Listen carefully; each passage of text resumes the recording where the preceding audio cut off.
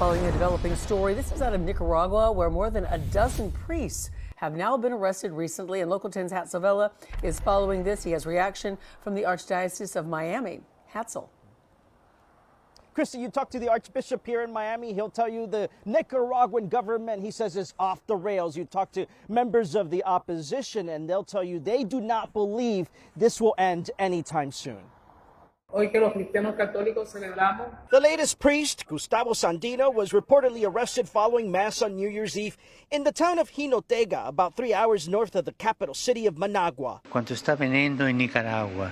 On New Year's Day, Pope Francis expressing concern with what's happening in Nicaragua. The Pope says Catholic priests and bishops have been deprived of their freedom. In Nicaragua, what some call a troubling trend continues. At least 14 priests, seminarians, and bishops have been arrested. It's a deteriorating situation where the government is persecuting the church, and it's hard to see what the end game of this is. We sit down with Miami Archbishop Thomas Winsky, who reminds us Nicaragua has been embroiled in political upheaval since 2018, when we saw massive demonstrations. That's when President Daniel Ortega ramped up oppression in the Central American country. It's a dictatorship, to be sure.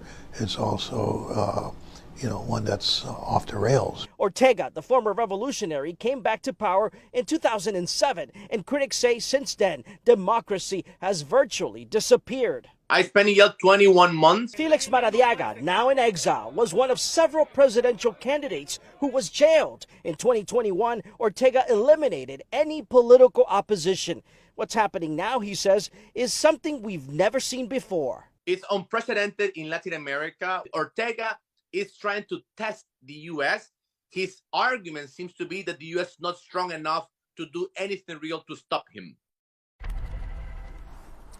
Tonight, we're also hearing from the State Department, who's urging the Nicaraguan government to release one of the bishops that's been detained for more than 500 days. For now, reporting live from Miami Shores, I'm Hatzel Vela, Local 10 News. All right.